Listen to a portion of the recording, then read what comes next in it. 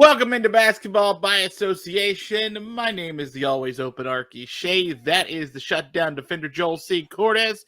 Joel juking and jiving and, maybe stunting on me a little bit in the post. How are you, friend?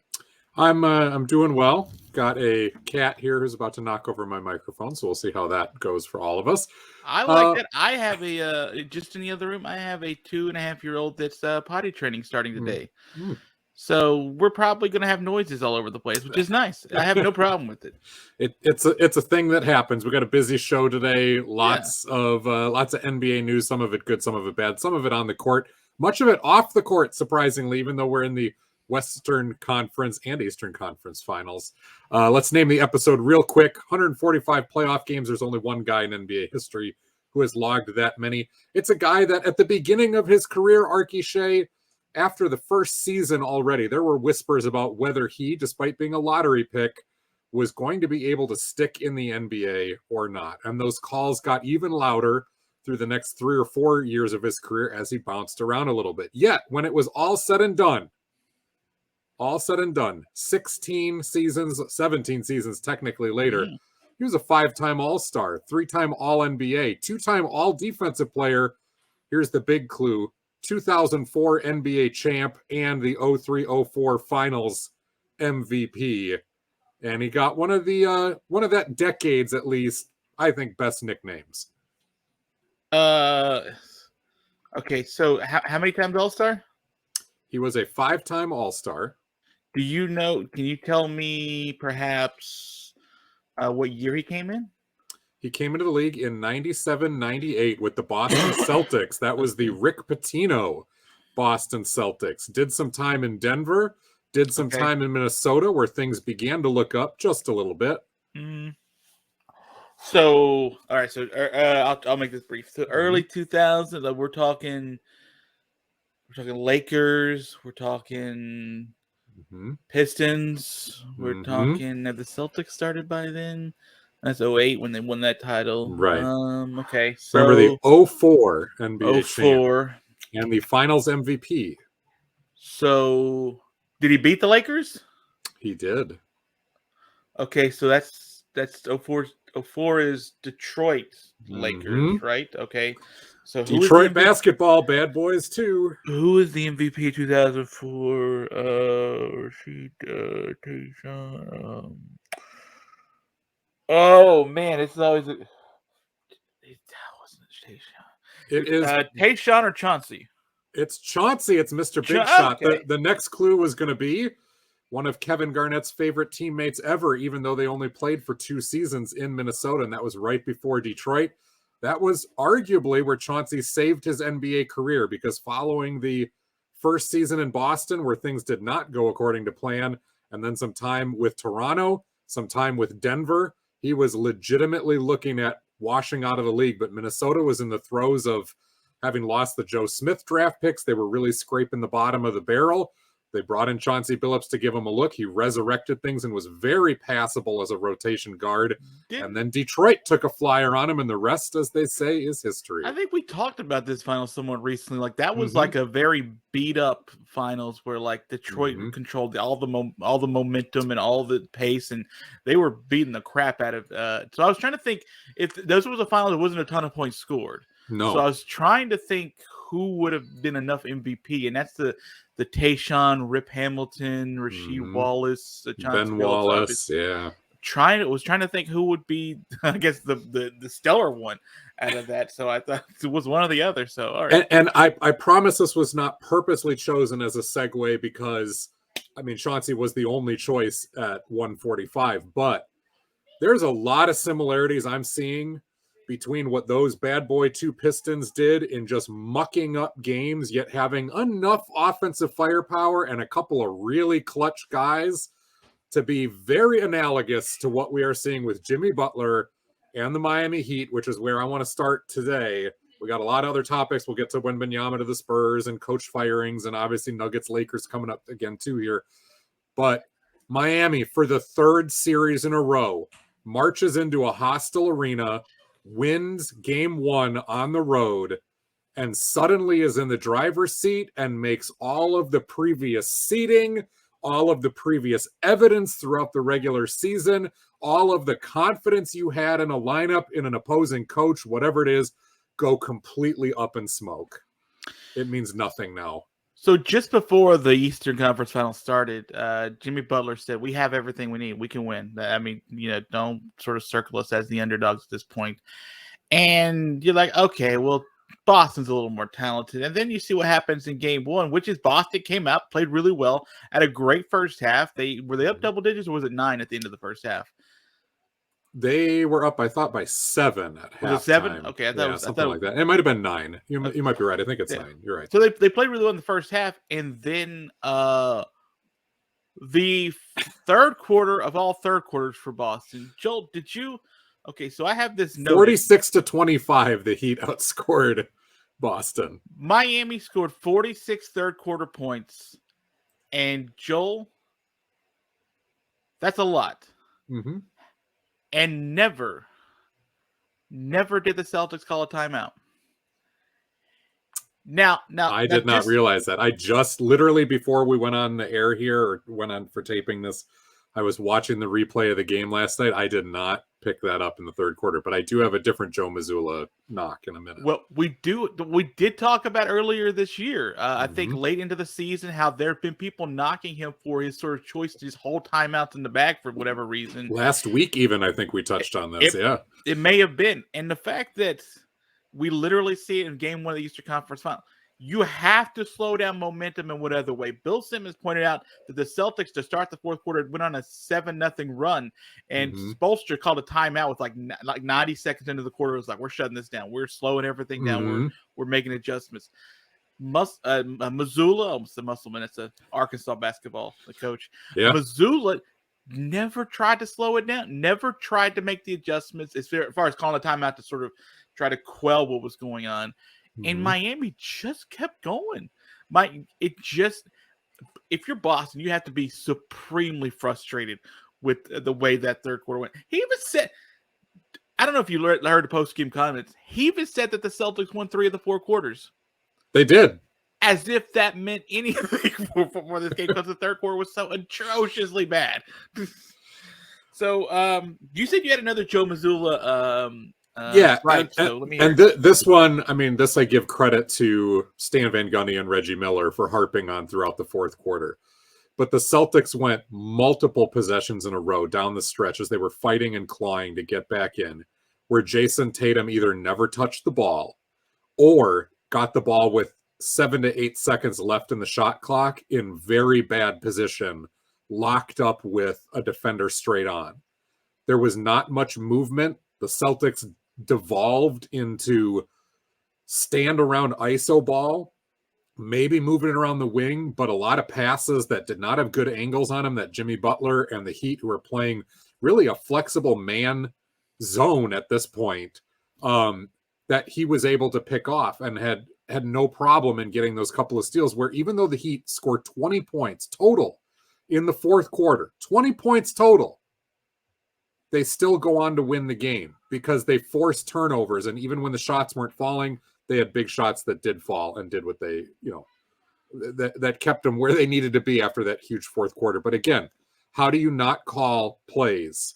How do you not call a timeout or call from the sideline to get Jason Tatum the ball, the guy who scored 51 points in the closeout game against the Sixers, to get you back into it? That is your best offensive player, especially when third quarter, you only scored 25 points. Fourth quarter, they went on to score 25 points as well.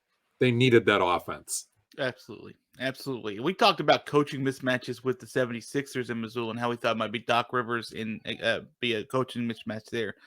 But honestly, Joel, like that first quarter was that first game of the Eastern Conference Finals. That was a disaster for Missoula coaching wise. You can't put it any other way. That team may be in this spot purely based on talent right now, because Missoula made a bunch of errors in that game.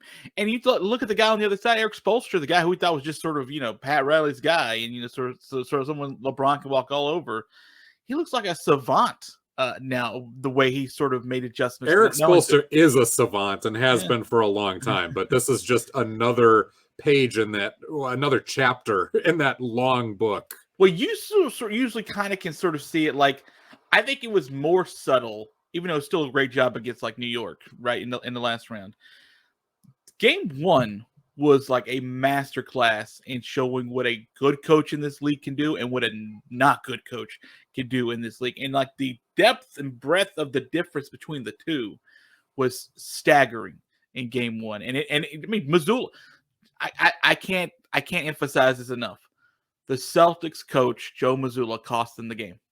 Cost them the game by his inability, I'm guessing, because he doesn't know how to say the word timeout in third quarter at any point. Like you're given a half dozen of them, right? Like you're allowed to use them. And in the fourth quarter, as you were mentioning, calling plays where you don't give it to the dude who literally just was eliminating teams with 50-point games, right? Like, what is this? Like, you just want to use them as a decoy, right? Like, is this Al Horford show? Like, what do you think this is? Yeah, and I'm not going to say cost because there was so many contributing factors to this, but contributed to their loss in a big, meaningful, partially damning way. Yes. Major adjustments that need to be made for game 2. Yes. As you now play catch up and have lost home court advantage. Absolutely. The Celtics, even in the first half, when they were up by 9 at halftime, were getting outplayed in the 50-50 ball department. They were getting outplayed in the defensive intensity department. Yeah, I don't disagree. And a lot of that could sort of add up over time, but like, you know, you would sort of cushion yourself to a 9-point lead at the half. And I know, you know, whatever, 9-point right. lead And to come in a second. Yeah. But, and to come out not ready to play in the third quarter, that goes on the coach in a lot of ways too. Yep. And then once you see the guys aren't ready to play, when that big run starts early in that quarter, to just let it go, to just think your guys are just going to play out of it. At this point of the season, you have to know what your timeout strategy is, and we don't need them. We really just don't need them. Here's the or save them all for the fourth quarter. I don't know. Like here's the flip side to that. Phil Jackson was notorious for not calling timeouts when his team was getting hammered on runs and letting the players figure it out. Greg Popovich, still considered the best coach of all time, though who knows, Eric Spoelstra, and I mean this with a straight face, Eric Spoelstra may give Pop a run for his money by the time that Spo is done in this league, because Spo started off a lot younger than Pop did, and has got a long, hopefully illustrious career ahead of him. Popovich doesn't call timeouts typically when that was happening. Now, he's done it with his younger teams because he uses that as teaching moments. But with the veteran guys, typically did not. He let them play out of it or let them lose the game and learn the lesson, and then they'd go back and film and make the adjustments. Is Missoula doing that? I don't know, but here's the thing. In the Eastern Conference Finals, game 1? I was just going to say, Pop and Phil Jackson have a whole lot more clout and track record to be able to say, yeah, I took that risk, and it worked for me a lot of times, and sometimes it didn't. Missoula does not. And I understand to let yourself go for 5 minutes. Hey, play yourself out of it, 6 minutes. But to go an entire quarter where things are falling apart and you do not deviate from the game plan, you just keep throwing yourself into it.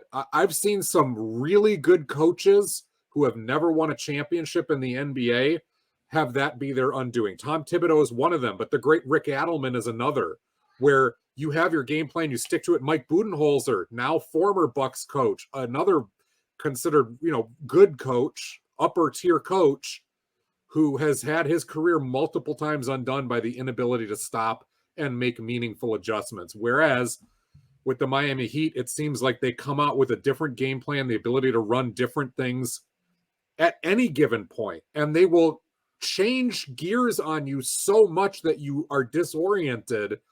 And that comes from Eric Spoelstra deviating from the game plan and coming up with different game plans and different things to work on for 82 games that he considers to be a practice period. Yeah, those games matter and you play to win, but those are teaching moments.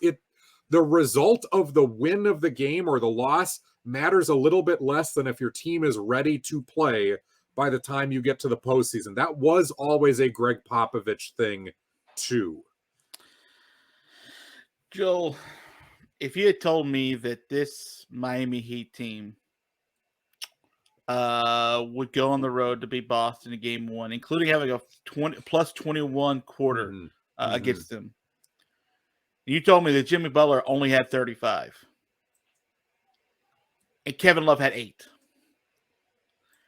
And Bam Adebayo had 20. But then you got Max Strus with 15, Caleb Martin with 15, Kyle Lowry with 15, Gabe Vincent with 15. They had a really well-rounded effort. In a game, they got nothing from Duncan Robinson, who has been giving them something, Right. Duncan Robinson only played like 5 or 6 minutes in that game, right? Like he wasn't in there much. Because he wasn't hot and they went away from him. He is a relief pitcher at this point. He's either got it or he doesn't. That's right. You're like, okay, you don't worry, that's fine. We'll find it somewhere else. Yeah, we'll get you next game and he might be hot that one. Man, I'll tell you, like every time the Knicks have lost, so I have really no rooting interest other than seeing the Celtics burn. I love Miami to burn too because I don't like them, but I hate the Celtics more. I can't help but just be awed by what Miami's doing and the way that they're doing it. Right, the fact that apparently New York was able to hold Jimmy Butler to his quietest series so far and his quietest start, I think. And yet he still is the leading scorer in the NBA playoffs, right? Right. I think he's averaging like 34.5 a game in the playoffs, but against the Knicks, it was like 25 or something like that. So, kudos to them. That doesn't mean anything. They're sitting home right now. I can't want any one of these two teams to win at this point, but Miami is impressive. They are just impressive. And I think Boston, part of what I've had something in the back of my throat I've not liked about Boston all season. And I think it's because it feels like they sort of just rest on the dudes that they got. Like they just rest on talent. And they just sort of haven't had a streak in them this year. I haven't had like a mean streak in them, haven't had a tough streak in them. And Miami seems to be exploiting that to me. Like the times I watch Boston, like I'm just like, yeah, they got a lot of studs they running around, but they don't bang you up and stuff like this. They have 3 of the preeminent wing defenders in the league, and they still cannot stop Jimmy Butler from getting to his spots where he wants to go. Now, they did a better job, I thought, than I saw Milwaukee or New York do. But again, like Milwaukee had a lot of good defenders. We knew that. And Milwaukee was one of the better defensive teams in the league. New York was one of the best defensive teams in the league, even if collectively New York maybe doesn't have the top line wing defenders that Boston does. Boston has better individual guys in Marcus Smart, Derek White, and Jaylen Brown. Those are 3 of the absolute best. None of it has mattered.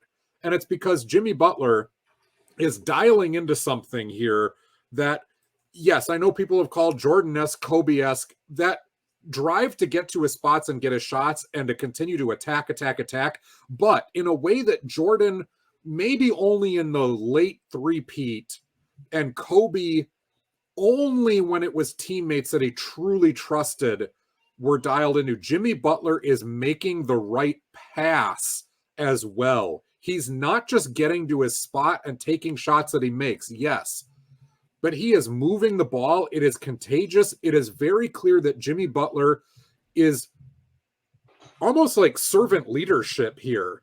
He is willing to do all the dirty work, but he's not demanding the ball from anybody. He's not berating anybody. He's showing everybody that he trusts them.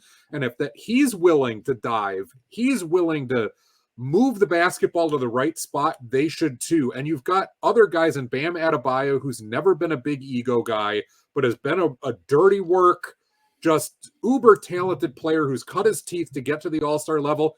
And you got a former champ in Kyle Lowry who had to do the exact same thing all throughout his career. It's been said many times before, but this Miami Heat team, 7 undrafted players. It's the most in the league. 4 of them are in the rotation as everyday players and playing big minutes. And other guys like Kyle Lowry, not a high draft pick. Jimmy Butler was a 2nd-round draft pick himself. Like, I think there's that chip on the shoulder and that unselfishness where these guys are here to work and they're really just, there is not an ego about this team at all. There is an intense pride, but there's not an ego about this team. And yeah, I don't want the Heat to win. I'm still mad they beat the Bucks. I've been hoping they don't, but at the same time, I am feeling the same way about these Miami Heat as I did about the Jordan Bulls. You cannot help but respect what they are bringing to the table with the professionalism right now. And I got to say it. I mean, they're the most professional team in the playoffs remaining, and I think they've been the most professional team in the playoffs the entire way, and the results are speaking for themselves. It's crazy. Highest draft pick of that team is Kevin Love, and it wasn't their draft pick. Bam Adebayo is number 14 overall at the bottom of the lottery. So you want to talk about just knowing talent, right? Like knowing what sort of can work for them. And listen, still no Tyler Hero. Right, like still we can't. No Victor Oladipo. No, you know? I was gonna keep going. Yeah. No Victor, like, and they're still able to be this. This is an all-time type performance from this team and from Jimmy Butler in particular. It is. The last time I can remember a team this unheralded sustaining this level of just bringing it to people. I mean, just giving them the business. Is your New York Knicks in the lockout season as the 8th seed. They had something special. It clicked. But you also look back at that Eastern Conference. It is the first year without the Jordan Bulls. It's a weird year because of the lockout. Downgraded. Come on. No, I just want to point out that, like, the Knicks, even though they were the 8th seed, they peaked at an amazing time, and they had the talent to make it happen. And they also had some teams ahead of them that were vulnerable to this. This year, this Eastern Conference, the top 4 teams were supposed to be the NBA's elite teams. Granted, none of them won 60 games. It was crazy that happened, but these were the elite of the elite. And it hasn't mattered for Miami. And I mean, somebody brought up the point during the broadcast the other night, and I was thinking about it today too. Man, if the Chicago Bulls would have just taken care of business in the play-in and won that game that they led most of the way, this whole this is one of the craziest runs I've ever seen. It's different than, the We Believe Warriors take down the Dallas Mavericks. That was one round, and those We Believe Warriors ran into the Jazz in the next round and got absolutely demolished. You know, like there's a difference between you pull off an upset like the Denver Nuggets over the Supersonics with Mutombo. No, this is sustained, and they're giving it to everyone they face. I cannot remember another unheralded NBA team like this that's done it. You see it in college basketball every once in a while, but that's one game per round. And they're not just a team that's just defending home court and trying to steal one another. They're going and setting the tone to start the series each time that they've been out there, and it's been super impressive to watch. A little depressing to watch. It is, but super kind of a fun throwback. It's just sort of like if you want to go out there and say, like, I miss the way old school basketball was. Like, I know there's a bunch of points in this game, but like Miami kind of plays like that right now. Like, if you like the older type, more physical, push the issue, get in your face defender, like not just trying to go one-on-one every time down the court. This is the way they do that. And yet at the same time, this Miami Heat team that was dead last or near the bottom of the heap in 3-point shooting through the regular season shot 51.6% from downtown in game 1, including Jimmy Butler. And it was pointed out, Stan Van Gundy, that this is the second year in a row that Butler has shot twice as many threes in the playoffs as he did during the regular season combined.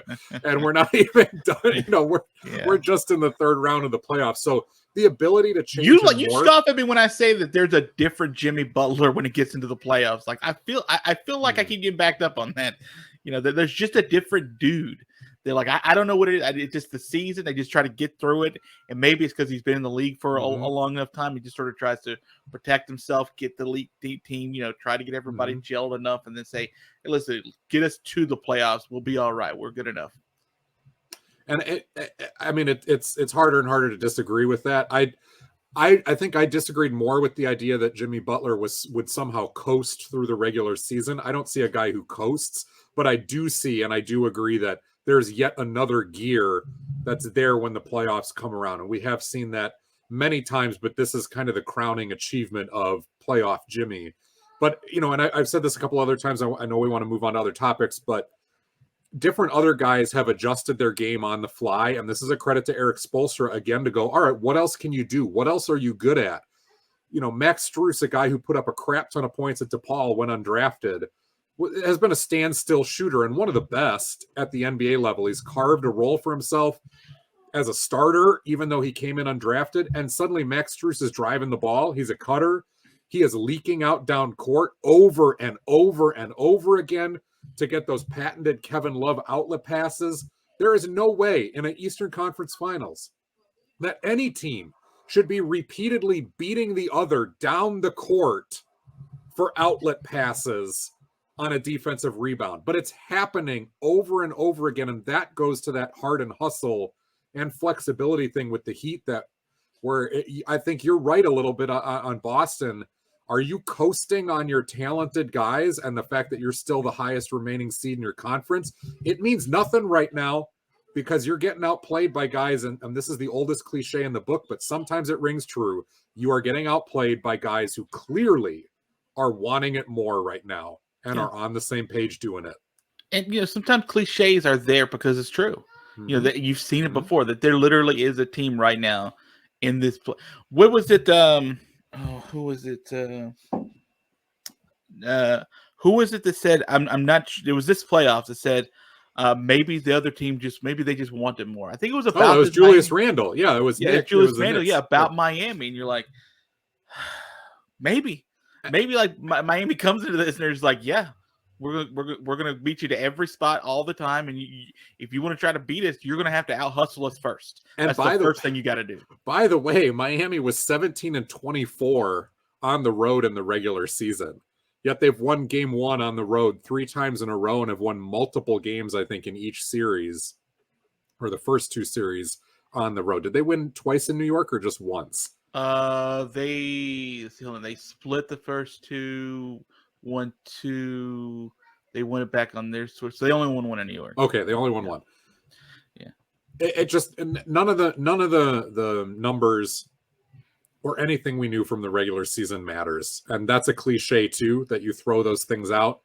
And this is a case of why that's true. I'm glad that I'm not a betting man because nothing I thought that I knew coming into this playoffs has rung true whatsoever. And the funny thing about the betting part, and then we'll move on, is that they keep making the Celtics like these huge favorites in all these games. And you sort of think, okay, I can kind of sort of see it, but there's no way you're supposed to bet on these Celtics to be like an 8-point favorite, try to cover that spread. Some Celtics, Heat believer out there has made a crap ton of money. A crap ton of money. That's true. We'll talk about the Lakers and the Nuggets on the back end of this show. Let's get a couple topics in between, including your favorite prospect, Victor Wembanyama, who is technically draft eligible. Not sure where he'll go in the draft. Could be top 10. Could be maybe the end of the lottery. He will have to at least wait to see who the San Antonio Spurs pick with their first pick because they won the draft lottery. By the way, worked out nicely for the Dallas Mavericks, who just quit for like 2 games left in the season for no reason. Would they get like the 10th pick or something? Whatever. Karma, baby. That place is a disaster right now. Solid work, Mark Cuban. But Victor Wembanyama is a prospect like we've never seen. A guy who's 7'5", handles the ball like a guard. There's the highlights running around where like he shoots a 3 and he gets his own rebound, but like he gets it with a tip in dunk. And you're like, huh? Like how you, huh? Right. Somebody just made a 99 player on 2K and just said, all right, playing on rookie here. Exactly. We're playing on rookie and we'll start in the French league. So I don't know how much you've sort of seen of Victor Wembanyama and about the Spurs. I know there's been some made about, hey, guess what? Tim Duncan, that worked out for you. So did David Robinson. That's working out for you. Hey, you got another generational talent possibly coming to you. Sweet. And why San Antonio? Rig it for the right people. Like Charlotte, one of the biggest markets in the country. But honestly, Joe, when you sort of saw that San Antonio got the number 1 pick, and then we assume at this point it's going to be Victor Wembanyama. Yeah. What were you thinking went through your head when you saw San Antonio?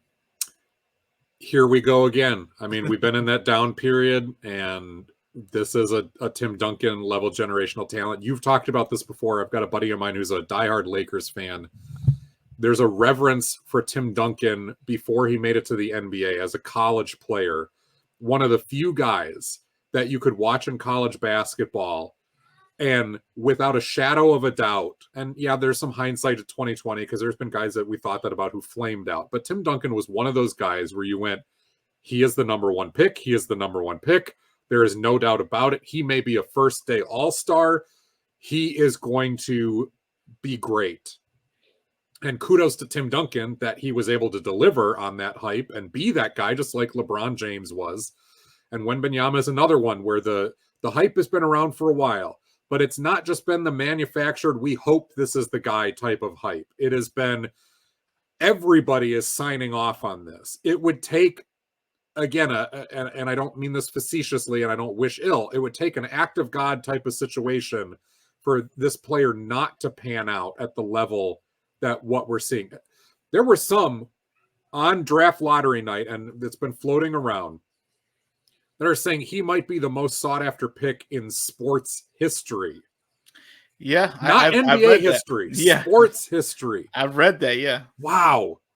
You know, and I'm the first to say I'm not a huge college basketball guy. I don't do a ton of scouting before guys get to the NBA. Once we're here in this period of time, I start to do a little more homework. But Wembanyama is that guy, and I think one of the other built-in amazing wrinkles to this, beyond just maybe history repeating itself, does it keep, you know, Greg Popovich around for a couple more years in San Antonio? I think it does. I think he tries to build the foundation. Well, I think with it's harder his shiny for Becky new Hammond toy to come in and sort of take the job now that she's gotten in trouble with the WNBA a little bit. Yeah, I mean, but regardless of who would succeed. But yeah, if you want to rejuvenate like a Pops who sort of the last couple of years has sort of seemed a little relegated to, he started last year saying, "Oh no, we're not going to the playoffs. We're not good." Right. And then you're like, "Oh, okay." But like he's got like a Keldon Johnson or something there. Like this is not a bad looking team going in just in the next year with no other moves if they just add Victor Wembanyama. Right. And they've got some draft picks again. They've got tons of cap space. What Pop has been doing the last 2 years is finding out who fits into their system as a Spurs player going forward, who is willing to check the ego at the door and be one of the guys. And I think Victor Wembanyama can come in, and even though he's young and there's going to be some bumps and there's a lot of learning to do, there was a reverence and excitement that Wembanyama had about going to San Antonio, a small marketplace, but with a long storied history, and very importantly, a place that is highly respected among French basketball because of Tony Parker and Boris Diaw being champs there, loving it, being huge evangelists for that franchise. It's kind of like the Rockets are huge in China because of Yao. The Spurs are big in France because of the guys that they had and the legacy that was built there. And Wembanyama was thrilled. He didn't care about the fact that they've been bad or anything like that. He was thrilled by the fact he gets to be in that place. I was just about to bring that story up. That's a great story. Like when they sort of showed his reaction, who got number one, he was genuinely excited. And you could sort of tell like that is a seed that has been fostered for a while about the program. And even though everyone's like San Antonio, Charles Barkley talks about the cow women and, you know, as being a dirty creek and not the, you know, the Riverwalk and the Alamo. What? Who cares? Still, despite all of that, what we may think of San Antonio as far as the market itself, the way that kid sees San Antonio, very different, which is what you sort of saw in his reaction. Was like, oh, I'm going to probably be the number one pick. Seems like a slam dunk at this point. No pun intended for it. But I'm going to get to go to San Antonio and not Charlotte and not Houston. And now, as you mentioned, Washington. Now, as you mentioned, like all of the guys who over the last couple of years have been way overcast, like they've been asked to do more than their talent level. I'm going to ask you about that in just a second. Suddenly, Jeremy Sohan, a great rookie last year and so much bounce, is going to be their dirty work guy. Keldon Johnson is going to be their secondary scorer and a knockdown shooter in the realm of, you know, I compare him a lot to Glenn Robinson, big dog from Milwaukee. Devin Vassell, their three-point shooter. You got your setup man in Trey Jones.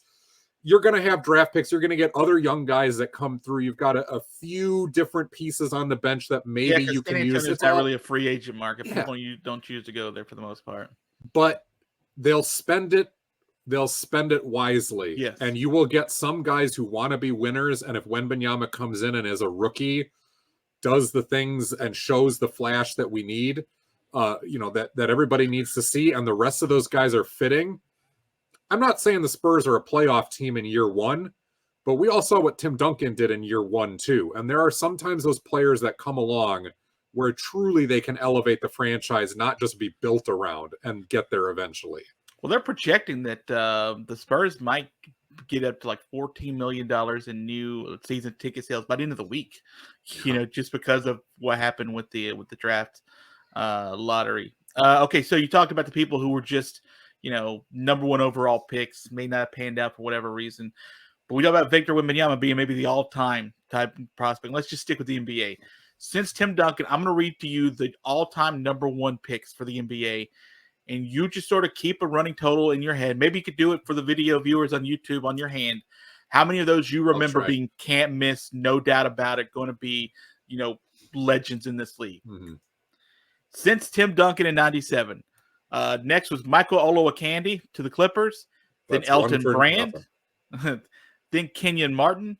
Kwame Brown. That one worked out in my eyes. Yao Ming. LeBron James. Dwight Howard. Andrew Bogut. Andrea Bargnani. Greg Oden. Derrick Rose. Blake Griffin. John Wall. Kyrie. Hold on. Slow down. Oh, You're losing me here. Okay. I think we're up to 11 for the no's, 3 for the yes. Did you get Blake Griffin? Is that where we're at? Right, we're at Blake Griffin. Yep. All right. John Wall. Kyrie. Anthony Davis. Anthony Bennett. Andrew Wiggins. Karl Anthony Towns. Ben Simmons. Markelle Fultz. We're at 2017 now. DeAndre Ayton. Zion. Anthony Edwards. Cade Cunningham. And Paolo Banchero last year. So out of all that, what do you got? Like seven? I've got 5 guys. 5 guys where they were unequivocally the number one guy. And you were going to sleep at night just fine with whatever happened. And if they didn't pan out, it had to be an act of God. And just trying to remember, Yao is on that list. Zion's on that list. I was going to say, is Zion the most recent that you think is on that? Anthony Davis was on that list. Yes, out of Kentucky. Who else? Derrick Rose. But even that's, I think, a hindsight pick. There was questions around Rose. So I'm going to take them off. I'm going to say there's 4. And I forget who my 4th one was. Well, it'll be too hard to go back now. But, I mean, we're talking approximately 20 number one picks where you had some major question marks or some uncertainty or at least a reasonable debate about who could go number 2. And you weren't completely sure that this was going to be like an all-time great player. Yeah. There's a few others where it was huge. And even Yao, like I put Yao on my yes list. There was kind of act of God type of things with the injuries later in his career. But there was still a lot of question marks because he was coming out of China. Nobody had ever done that before. So, I mean, maybe that's not even a fair pick either. I would say Zion's on there for sure. Anthony Davis is on there for sure. But even guys who have been very, very good since then were not on that as a slam dunk number 1. So real quick, because I don't want to linger on this point, I just want to mention 2 of the drafts that you were talking about. The Yao draft in 2002. Mm-hmm. Number 2 was Jay Williams out of Duke. Mm-hmm. Mike Dunleavy was number 3 out of Duke. Then it was Drew Gooden and Nicolas Chichagloveli. Shkidisvili. And 2008, number 2 was Michael Beasley. That's the Derrick Rose number 1 draft. That was and there was a huge debate whether Beasley should go number 1. So Rose probably shouldn't be on the list, and Yao maybe shouldn't be on the list either because that kind of seems by default. There have been a few bad drafts in a row. That one was not a great draft. Yao definitely had a huge groundswell coming in, but there was a lot of question marks too about whether he'd be an all-timer, and he turned out not to be. I mean, kind of sort of he is, but that 2008 draft had Russell Westbrook 4 and Kevin Love 5. Mm-hmm. See, the Knicks did good by picking Danilo Gallinari. Sweet, that worked out nice. But yeah, that was a pretty solid draft. There's some guys. There's a bunch of guys that are still in there. JaVale McGee, Robin Lopez, that's net Brooke Lopez. Mm-hmm. Okay, so maybe not as many as I thought. Yeah, but I mean the point is made very well by you that like there's only a couple of drafts, less than you can fit on one hand, since Tim Duncan, where we're even anywhere close to what we felt about Tim Duncan. And a lot of people seem to think that the number 2 pick, probably Brandon Miller out of Alabama, he's still a great like number 2 option. It's just he's coming out in the year that Victor Wembanyama is going to be eligible to be able to come out. And it's just one of those like, well, we're okay with having Brandon Miller number 2. That's a great, I guess, consolation prize. But Victor Wembanyama just happens to be coming out this year. It's one of those kind of things. I would have mentioned, man, I want to be real brief on this one. We can. Ja Morant's in trouble again. He was he was with a friend. We all know the story by now. They're doing an Instagram live. The friend was sort of doing the video, just rapping, enjoying some music. And then he happens to go over to his friend, Ja Morant, who brandishes a gun yet again. The friend, though, luckily sort of is like, hey, no. Puts the video away like quickly. Like, what are we doing? Even though he's still trying to, rap to the song. He's like, oh, dude, you can't. You're the one that can have a gun in this. You're the one. So immediately suspended by the team and the league, and it's indefinite at this point. I imagine we'll be seeing a lot of issues just even get close to trying to start next year on the court. Joe, we've tried to defend this guy, not necessarily defend, but thinking that we hadn't heard a lot about him being like this. But it's clear that the 8 games he missed last year, the time that he went to a mental health facility for a few days in Florida, I think it was in Florida, it didn't sit in, didn't get it. Did not get it, did not matter. And now, Joel, we're at an interesting point with this guy where we're real close to like, you better get it or you're about to cost yourself a lot in this life. And he was the same guy who, after the first round loss as a second seed, the first round loss to the Lakers, said, I cost us this series and this season. Yeah, you're right. My actions. Right. I've got 2 thoughts, anecdotes here. They don't solve anything. I don't think there's a solution here outside of Ja's own head. And we've spent a lot of time. You can go back to the episode, if you want to hear kind of our deeper thoughts on this issue.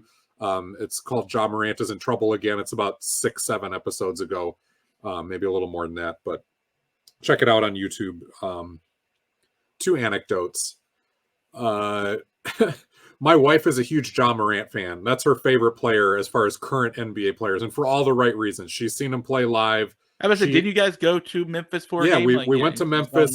Seeing him play live, she kind of fell in love with him as a basketball player. She's not a huge NBA fan, but she humors me and she likes to go to games with me. Yeah. But she likes Ja Morant so much that she has actually sought out watching NBA games without my requesting to watch Ja Morant. And I'll send her highlights and all this stuff, and she's a big fan. She had even said a while ago, hey, you can get me a Ja Morant jersey if you want. This coming from somebody who does not like sports much at all, does not care. NBA is the closest that she'll get to following any of that. So for Mother's Day, it was not her only present before you all, crucify me here for that being a Mother's Day present. But for Mother's Day, one of her presents I got her was a Ja Morant jersey because she's been asking about it for a while, even after the gun stuff, but that had put a little bit of cold water. But Ja had kind of said all the right things, and I got it.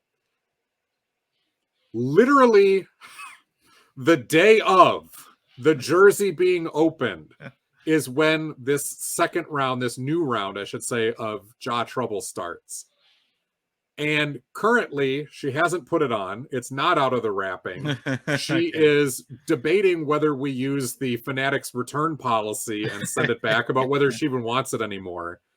And that to me is sad because it's such a microcosm. It's so minor, but it's somebody that I know. It's literally, you have this platform to be this ambassador. People love you for playing the game the right way. There's so much to love about Ja Morant's game. And dude, you are screwing it up. You are screwing it up. And this has nothing to do with him owning firearms. Like you're allowed to own them. Like just the thing that you got in trouble for from the NBA, from the Memphis Grizzlies, literally is the exact thing you're doing right now. Now, I know it's not in the middle of the season. I know you're not, inside of a strip club doing and stuff, but literally it's the exact same thing. So my thought would be for, I don't know, at least 2 months, avoid doing that. Like avoid bringing out firearms online. Like you can have them, fling them around with your boys. I don't care. But like you're in a spot where people are going to see you. There's a perception to this league. I was reading the story where there are some players that are worried because it's going to make themselves less marketable to other companies because of Ja doing stuff like this. Because remember, David Stern came in the league and was trying to clean everything up so they could get more and more money, where advertisers would be more comfortable with the league, because the league had developed, let's say a murky reputation as far as itself, as well as the players around it. Clean that up a huge amount, and luckily you don't have to wear suit and ties anymore to every game, or button up shirt or something. But still, the thing is, you can own it. You can brandish it wherever you want. Just when people can see you in a public forum like this, you got to be more cognizant of it, especially since you've got in trouble of it. It's not safe to be brandishing it that way. Despite all of that, that is one of the, there's so many concerns, but at least the thing that you should have known, top one thing to do, it would just be brandishing the firearm just because you got in trouble of it. Not to mention, the fact that it's dangerous. And I will try to keep this. This is the second anecdote, and you had a perfect segue into that without knowing. And I'll try not to get political about it. I myself, I'm a reasonable gun control guy. I believe in the Second Amendment, but I believe we need stronger gun laws than what we have, much stronger. But it's such a polemical issue. And we are in a society right now that's deeply divided on so many different things. Gun control is one of them.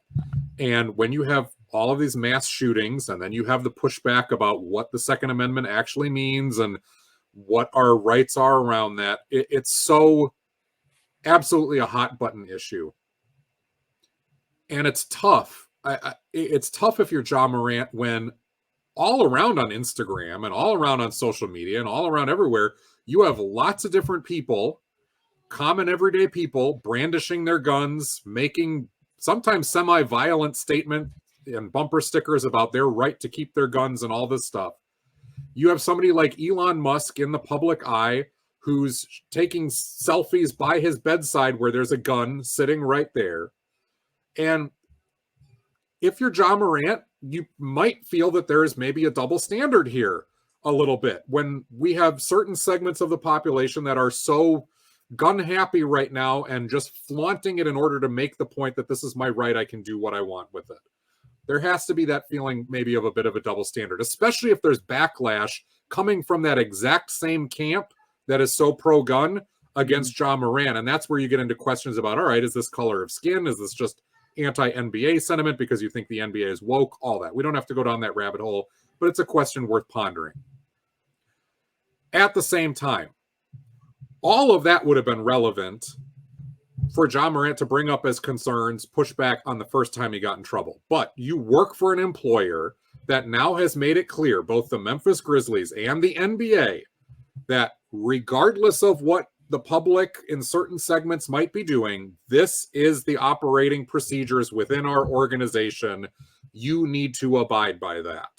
So it really takes, in a lot of ways, the gun debate out of the picture. That was there in the original stuff that was happening before the first time he got in trouble publicly, because we've heard stories now that the Grizzlies have been concerned about this, talking to Ja about this basically all of this season and last off season. That was the moment. Now it's just arrogance, stupidity, ignorance, whatever you want to call it, because it's a policy thing by your employer. Your employer is not obligated to keep you hired for breaking policies that are constitutional. I mean, it's a conduct policy is what it is. And go ahead. I was just last thought. Adam Silver, kind of quoted himself as far as a little more insight into what the conversation with Ja was the first time. And the point being brought up of, hey, you're in a strip club, you got a firearm, we don't know if it's loaded, we don't know if it's not. Somebody shoots you, you accidentally shoot yourself, you accidentally shoot somebody else. There are so many bad scenarios that can come out of this beyond just, hey, you're setting a bad example, this is poor conduct, whatever. But you don't want a tragedy to happen before somebody gets it, before somebody understands. Well, that's not how this country works, Joel. Just to let you know. But I will say you this: took the words out of my mouth. I was purposely not saying it, but again, that's going to get into a political realm that the show tries to typically steer out of. But yeah, you hit the nail on the head. In regards to Ja, just so supremely talented that Memphis is going to give him as much time as possible to try to figure this out. But there is a point. There will be a point that if this continues to be a thing where you're missing a third of the season, a half of a season, the full season, that even other teams won't touch you. You know, no matter if it's like 2 years from now and you still see all the talent, other teams are going to be like, we can't bring this guy in. Like, we want to. He's great, but we can't because he's been in like 12 of these incidents or whatever it would be by the time we're considering that. And now, and I've talked about this with Gilbert Arenas. I've talked about Kyrie and some of these other guys. You build enough red flags in your career, it lessens the amount of extra chances you might have, especially when the talent begins to erode. Let's be real here. If Ja Morant was guy 15 on the roster, he would be washed out of the league Myers-Leonard style. He would be out of the league because his talent was not enough to put up with these red flags. There are guys that have wrecked their careers, their minor careers, over and over and over again for far less. Ja's not that guy, but those red flags are there, and that may be the difference. I mean, again, Ja, like everybody else, is one Achilles injury, one knee injury away from the trajectory of his career changing completely. Not unlikely that could be something that happens just because of the way he plays and the way he attacks the basket, the way he puts his body up in the air all the time, the way he doesn't so gingerly come down every single time. Yeah. You know, I don't know, man. Like he missed enough games to where I think he cost himself a spot of being on the first team All NBA, which also cost him like $50 million, like what he could have been able to negotiate for like a net. It's just tough, man. Dude, you can go buy yourself a gun range and go enjoy that pastime responsibly. Well, as much as you want, and that's not what. Just don't film it. He's not skeet shooting. Oh, I know. You know, I know. He just likes the way it feels. It's a nice weight in the hand. You know, like a textbook could do that, but also a Glock. That's what they're called. Right. And Ja's not alone in being a knucklehead about the irresponsible. Yeah, but they keep adding up. You know, having people in his posse aim a gun at someone in Indiana, and the other incident, the punching a kid allegedly after the ball hit him in the face when it was being passed to him. Like this is the red flags are stacking up, and it's going to come back. It's going to come back in a karmic way that even once you get yourself in the right frame of mind and you are a different guy, it still is haunting you. Just ask DeMarcus Cousins. The labels haunted him, and his career was shortened after injury because of the stuff that he did and the difficult nature of him beforehand. And it was too bad because he cleaned things up on the tail end of his career, but it wasn't enough. Yeah. A couple quick things in the Lakers and the Nuggets. Doc Rivers got fired. And Joel, Not two surprising. questions. Well, two questions I had for you. One, surprise. Two, is he done at least for now in the league? Because there's not a lot of openings right now, right? Like, and who knows if I think Toronto is still open, right? Is Milwaukee still open? Milwaukee's still open. Milwaukee's still open. Phoenix is still. We'll talk about that in a second. But first question: were you surprised? You already said you're not surprised. It's hard to be surprised when, like, since 2008, right? That magical championship year for the Celtics, like it's just been in the disaster in the finals, a cavalcade of awful. Like, yeah, it was 07 for the Celtics, but this is a guy. It was 08.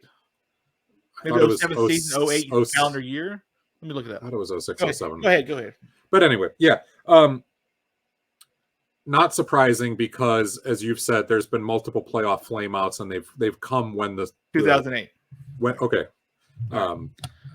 Multiple flameouts, yeah. So they've happened when his team has been in the lead multiple times in series. It was really bad with the Clippers, but it's happened with the Sixers, and to be up 3-2 in the driver's seat, you had a loaded team. At home you could close the thing out. Yeah. It's not surprising. It was time to go. I don't know, like, if I'm the Suns, maybe I can try to talk myself into Doc Rivers being an upgrade, but I don't think so. I don't think so because Toronto's not. We'll talk about that in a second. Toronto's not going to bring a guy into a rebuild who's been notoriously kind of like Tom Thibodeau, anti-young guy, and just kind of plays his rotation.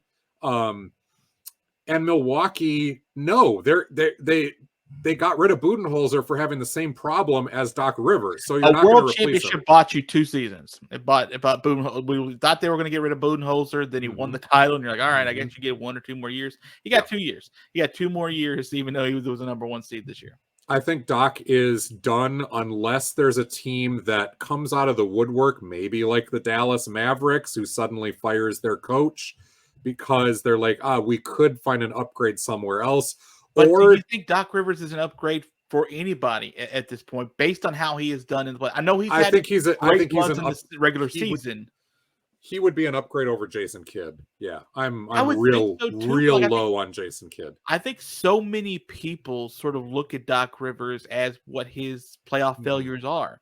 And the fact that there's been so many of them stacked, it's like those red flags with Ja. It's at some point, all of those red flags in the playoffs, you guys say, listen, I know we might be able to be the 2 seed next year if we're, Dallas or something, just for an example. But you've shown time and time and time again, when you have a chance to close out a series or you get up 3-1 in a series, and things just constantly go bad. I mean, listen, you can't blame it all on Doc because Joel Embiid wasn't great and James Harden wasn't great in Game 7 and stuff like that. And I get that, but they had a Game 6 to do it. And a Game 7, I know it's tougher on the road in Boston, so you have less of a thought they're going to be able to do it. But Joel Embiid, for whatever reason, was great in the regular season, was off like 10 points a game in the playoffs. Like, is that Doc? I don't know, but like Doc does have a history of guys underperforming in the playoffs and key situations under him. And it's hard to sort of figure for me to reconcile where that would go. Let me transition quickly because I know kind of what you want to talk about, and we'll keep Doc a part of this conversation with Phoenix, who fired Monty Williams. Monty is gone after getting to the World Championship Series a couple of years ago. And Matasheba, I think that's his name, the new owner. Sort of, he was the guy that decided he wanted to fight Nikola Jokic for some reason.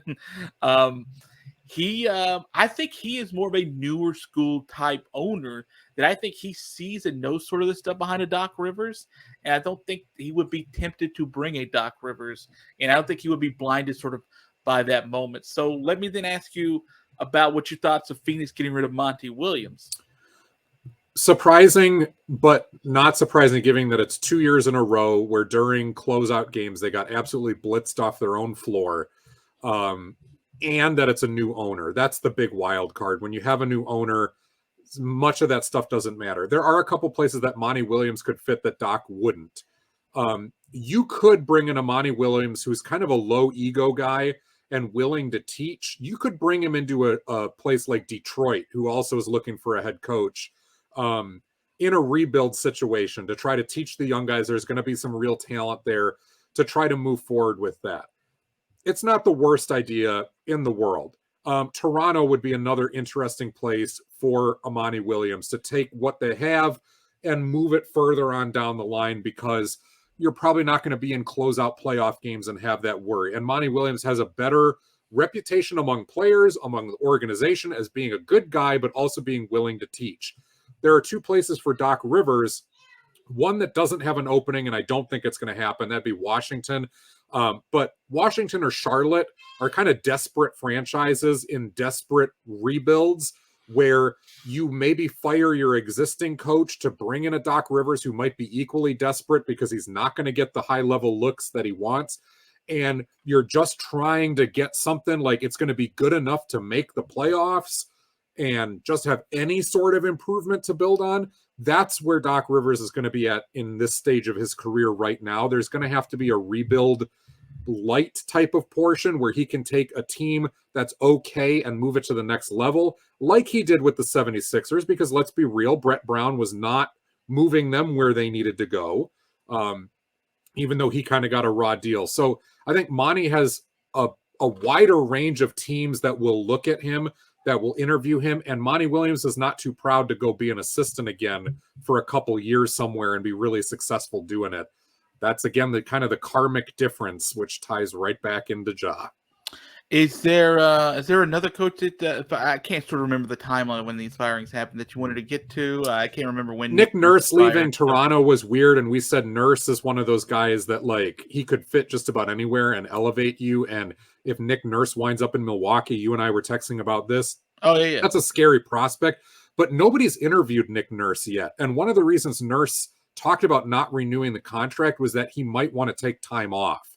He was talking about family, and just energy, and the fact that he had been grinding all the way through like the British Basketball League and as a video coordinator, and had basically dedicated his life to it. And he just kind of sounded burned out, like he had achieved a championship. He had achieved what he wanted in Toronto, and it might be time to take a step back. And the fact that Nurse has not been mentioned yet on anybody's lists, I think it must be a well-known behind-the-scenes fact that maybe he doesn't want to coach next year. Maybe he needs to take a year off. Maybe he's done as an NBA coach. I don't know. I doubt that. But so he was really just the other guy where he would be on the short list of anybody if he's available. But the tea leaves kind of suggest that maybe he's not. Not going to get a lot of rosters like Milwaukee. I just be if you get interviewed for them, but like they still had to want you or to be able. But it's not like those rosters just come up and with coaches every single day, right? Like every year it's like Detroit. Like that's what you're getting. You're not getting. If I'm Milwaukee, as much as like Monty Williams has some clouds hanging over him in the same way that Budenholzer did, I'd be stupid not to interview Monty Williams. I would be stupid not to do that because he's been a pro. He's put together good staffs. He's been a good head coach. I think he would jive well with the group that's there, kind of the selfless mentality they have. It's hard when you've been a championship team to really go out and find a clear upgrade. Doc Rivers is not the guy for Milwaukee, but Monty Williams, he could be. He'd have to really nail the interview, but he could be. Okay, so let's go to the Lakers and the Nuggets finally. Nikola Jokic should have had a triple-double apparently in the first quarter, it felt like, because the Lakers were like, hey, let's play tiny people, and clearly did not work early in that game. Jokic went nuts. The Nuggets built a huge lead, and the Lakers, to be fair, came back in and made that game much, much more respectable. Made some at adjustments. The end. But I'll tell you this, like,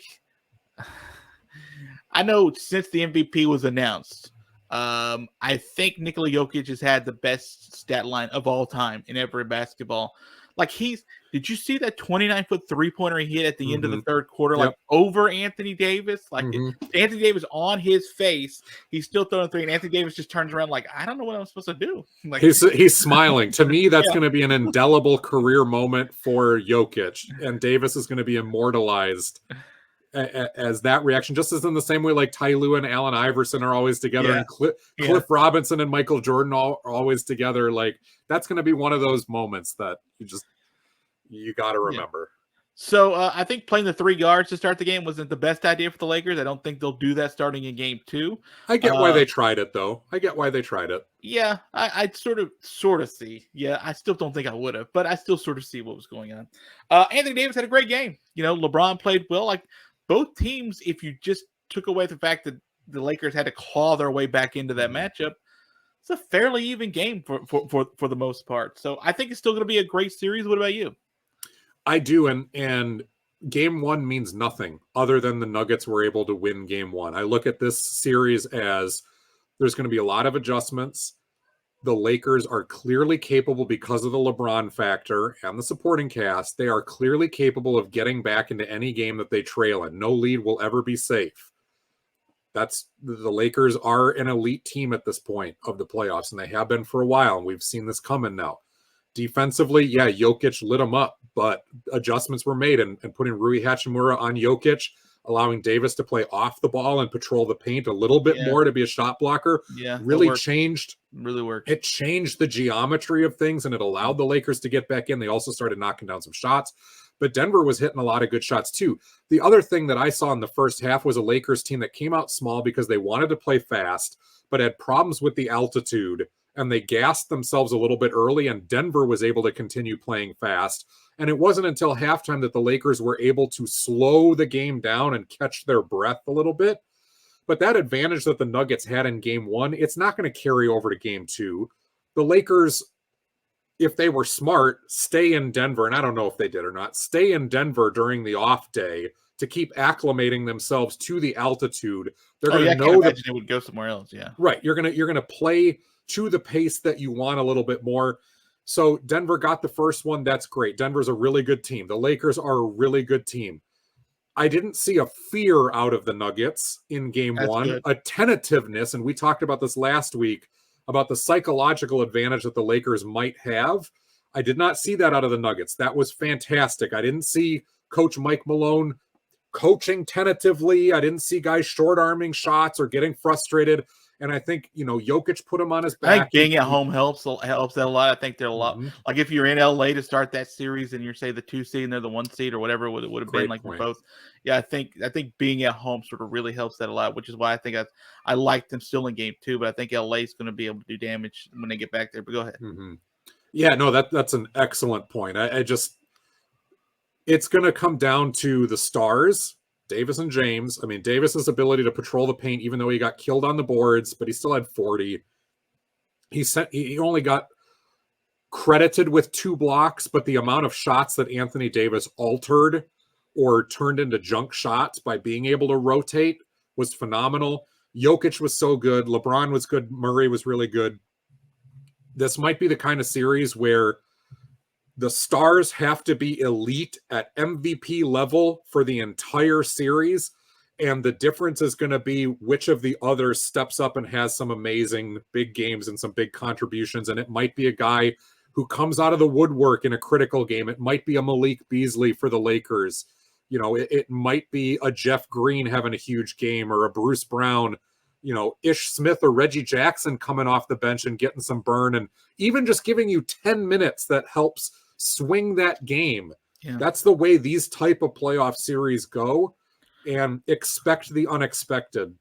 Here's my worry though, in that I'm not seeing Joker and company have off games overall. I see Anthony Davis have a lot of off games in the playoffs where he's great in game 1 as he was in this game. What was the final point total on that? 40 and 10 for Davis. 40 and 10, 3 steals, 3 assists, 2 blocks. Yeah. And was that's -8 doing it. Yeah, I was about to say that's not happening in game 2. Like he's not going for 40 and 10. This game, it's just not going to happen. Now, how bad is it? Is it closer to a 25 and 9 or 20 or 28 and 12 kind of thing than it is like a 13? But that's the game LeBron then has 40 instead, and Davis only has 26. But LeBron didn't throw up an egg in game 1. No. So like I said, you're going to need 2 dudes for the Lakers to carry them, and you have one big dude for Denver, and you have a lot of other guys who have pretty good games all the time.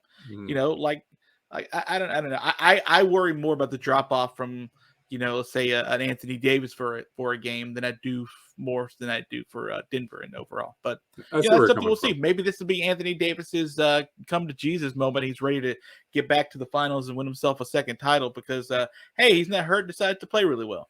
So I do agree. I don't think it's a bad matchup for Anthony Davis too, despite the fact that technically Jokic is on the other side. Like you said, when they brought in Rui Hachimura to sort of alleviate the stress on Anthony Davis there, it helped a lot. You really could tell it helped a lot, and I think that's more what you're going to see in game 2. And honestly, if I'm the Lakers, and there was competing strategies being thrown out there during the broadcast, which happens, but if I'm the Lakers, I go back to putting Anthony Davis one-on-one on Jokic, and I don't bring any help. The Lakers were bringing help for Davis. Davis is an MVP. I mean, he's a guy who has done it all in this league. He is a champion. He is an elite defender. To me, make Nikola Jokic play him straight up. If Jokic goes for 45, so be it, but don't let Jokic pick you apart and get other shooters open. That's you want to spell Jokic Anthony is so good at sort of having drawing that attention and putting it exactly where it needs to go. And that's what he wants to do. He wants to be the setup man more than the guy who scores 45. Why he's so dangerous. Make Jokic do the thing that he would be slightly less comfortable doing. And that's be more of an ISO player, more of a post-up player, more of a sheer scorer. than the offensive hub, and take your chances that you can drop Jamal Murray's points a little bit, that you can drop Michael Porter Jr.'s points a little bit, and all those other guys. Let Davis live and die on the island with Jokic, and you bring in Hachimura to spell him a little bit, and you let Davis then be a rotational, shot blocker for a couple of plays or a couple of minutes. If he needs a breather, go for that. Stop bringing help. Stop bringing help on Jokic in this series, because the Lakers are a good defensive team. Trust your other guys to double elsewhere. I do think that's a great point. I think that there is a little bit like if Jokic starts getting warm, there's a little bit of a panic, because they don't want, someone like he can control a game completely by himself. And he does such a great job of finding everybody in the right spot. They've played like that all year. They played like that last year with them. Now they're even better this year. That team's deeper and better able to sort of take advantage of the spots. And he's a great passer. He's a tremendous passer. And that's the thing. You start to bring help. You got great shooters on the outside, Porter and Murray. You bring help and you take one of those guys away, they're equally capable of putting up 35 on you too. And last point for me, and then we got to go. As good as the Nuggets have been, and we talk about how great they were all year, and as disappointing as the Lakers were all year, the reality is the Nuggets won only 10 more games than the Lakers did during the regular season. The regular season means nothing. These are two very equally matched teams at this point, and you've got a couple of first ballot Hall of Famers, a trio of them, going at it with a bunch of other guys that are really, really good. Jamal Murray, who knows if he'll be a Hall of Famer or not, but he's certainly talented enough to swing a series. And you got a lot of other people on the Lakers side. Like, this is a great series. You cannot read into any result from any of the games. This is literally like, here we go again with cliches. You got to take these one game at a time, and we're going to find out which coaches really can make adjustments. And so far, what we've seen from Darvin Ham all year has been pretty promising. You talk about certain guys not being able to do it. Darvin Ham has been able to keep his hands at the controls, and he didn't lose this team when they were very much in danger of imploding. And I think there's a trust factor that has been built because of that. And he's shown a flexibility to make some decisions that are risky, but have a lot of wisdom behind them too. How about the Final Four coaches are essentially babies? Darvin Ham, Mike Malone, Joe Mazzulla, Eric Spoelstra is like 400 compared to them. Like we have Malone's probably older than Spo, but yeah, I know what you're saying. I know which one looks older. I'll tell you. I mean, babies as far as like being head coaches, right? When you talk about the amount of years they've been sort of doing this, usually we sort of expect like these wildly veterans constantly. We're constantly seeing the Doc Riverses and the Pops and stuff like that in these kind of things. And what we see is we see youngins doing good stuff. Joel, I think that's it for our good stuff that we've done in this here podcast. This is the Chauncey Billups edition, and we are ready to say bye-bye. Like, share, subscribe on YouTube if you want the video version. If you want audio only, Spreaker, Spotify, iTunes, wherever you get your podcasts. We will do this again next week. So long.